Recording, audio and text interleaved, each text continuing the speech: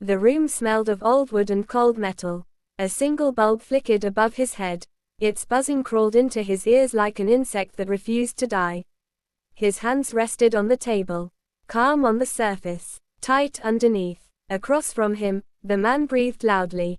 Too loudly for someone who claimed innocence. The air felt thick, heavy with dust, heavy with memory. He tasted iron at the back of his tongue. Not blood, memory. The chair scraped the floor as the man shifted. A nervous sound, a weak sound, the kind that once made him smile. The kind that once ended lives. The scar on his wrist burned. Not from pain, from recognition. This room mirrored another room. Years ago. Different walls. Same fear. The same question waiting to be asked. His heartbeat slowed. That frightened him more than anger. Anger always screamed. This silence watched. The man leaned forward. Sweat rolled down his temple. A drop fell onto the table. It echoed, louder than a gunshot. Revenge stood within reach. Easy, clean, almost polite. One word could shatter the man forever. One gesture could end the past. The light flickered again, dark, then bright. In that instant, he smelled smoke. Not from the bulb, from burning houses, from a night that never ended. The man whispered his name. Hearing it felt like a blade pressed gently against his spine. Silence stretched. It wrapped around his chest. Tightened. Demanded a choice. His fingers twitched. The floor creaked somewhere behind them. Footsteps approached the door. Slow. Deliberate. The man across the table smiled in relief. That smile cracked something deep inside him. He inhaled. The air tasted sharp, metallic, alive. He opened his mouth. Not to accuse. Not to forgive. The footsteps stopped outside the door. A hand reached for the handle. The bulb went dark again. And in that darkness, he leaned forward, letting silence press closer, letting it speak for him as the door began to open. The door creaked. A shadow stretched across the floor. It moved slowly, measured, like it knew it was unwelcome. The air grew colder. The bulb flickered one last time. Then went out completely. Darkness swallowed the room. His eyes adjusted, just enough to see the outline of the figure. A familiar outline. Not the man across the table. Not him. Someone else. Someone he had not expected. A rush of panic clawed at his stomach. But he forced it down. He breathed. The silence welcomed him like a friend he had not seen in decades. The figure paused. He could feel its presence, heavy and deliberate. The smell of smoke grew stronger. And something else. Something rotten. Memories flashed in his mind. The fire that had taken the village. The screams. The faces of people he could never forget. The choice he had made back then. The silence he had embraced. He had promised himself revenge. And yet here he was, still holding it. Still waiting. The shadow finally spoke. Its voice was soft. Too soft. A whisper that slid under his skin. You should have chosen differently. He did not flinch. Not out of courage. Out of control. Control that had been honed over years of careful waiting. The man across the table shifted. Fear ran across his features. He tried to speak. His words choked in his throat. The shadow stepped closer. And then, suddenly, the bulb flickered back to life. Bright and blinding. The figure stood in the doorway. Tall. Unyielding. Eyes like coal. Eyes that remembered everything. And in that instant, he understood. This was not about revenge anymore. Not about justice. It was about choice. The choice to break the chain of violence. The choice to let silence become the weapon instead of his hands. He leaned back slightly. The chair groaned under his weight. His breath came out in slow, measured puffs. The man across the table whispered a name. The name of someone lost.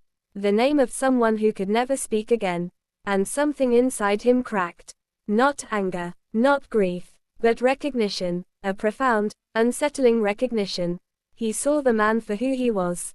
Not a villain. Not a victim. Just a man. A fragile, desperate man. The shadow moved closer still.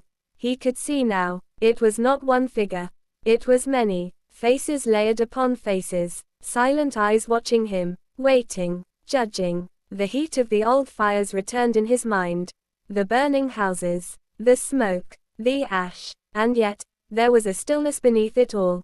A strange calm. He realized something then, that revenge, easy as it seemed, would never bring peace. It would only ignite the past again.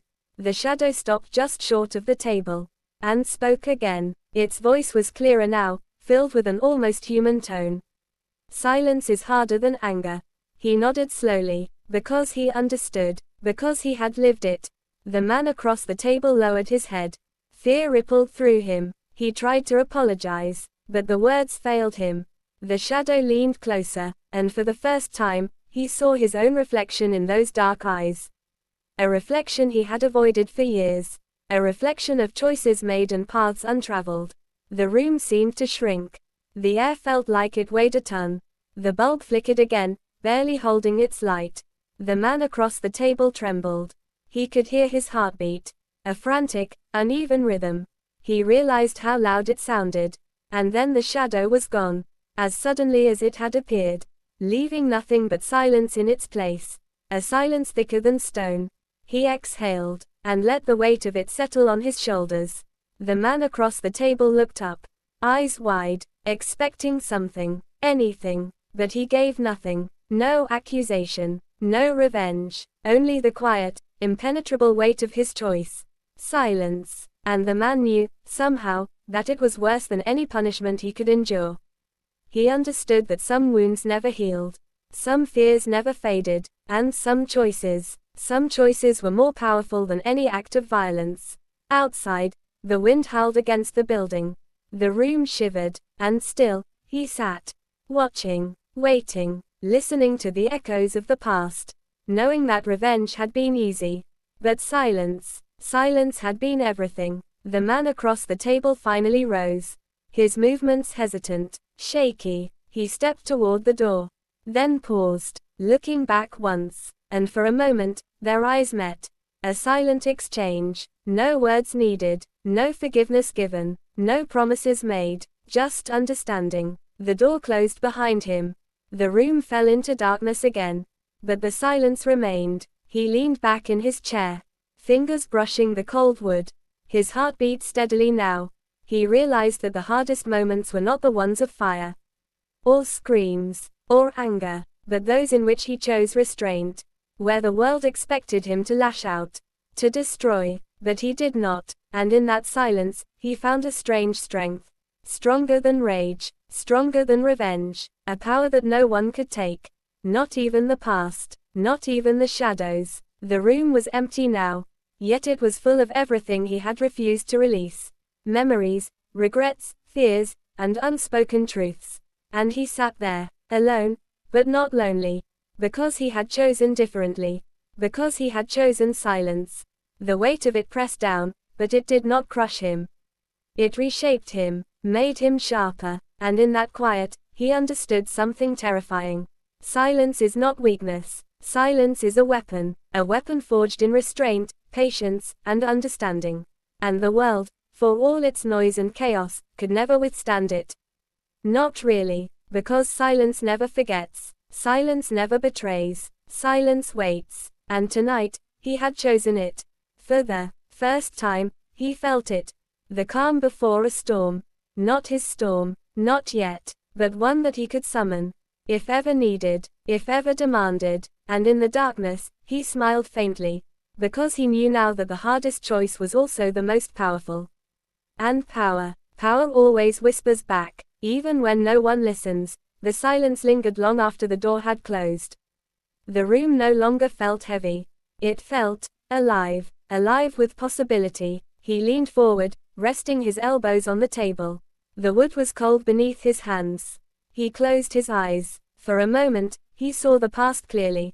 Every fire, every scream, every betrayal, and yet, it no longer burned him. He opened his eyes. Light from the street outside spilled across the floor, pale and gentle. The shadows no longer threatened. The weight in his chest had eased.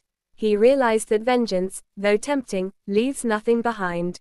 It destroys everything it touches, including the one who wields it. Silence, he now understood, was not emptiness.